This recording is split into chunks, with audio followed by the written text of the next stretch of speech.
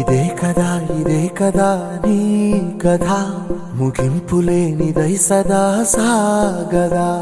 ఇదే కదా నీ కథ ముగింపులేనిదై సదా సాగదా. నీ కంటి రెప్పలంచున మనస్సు నిండి పొంగిన ఓ నీటి బిందువే కదా నువ్వెతుకుతున్న సంపద.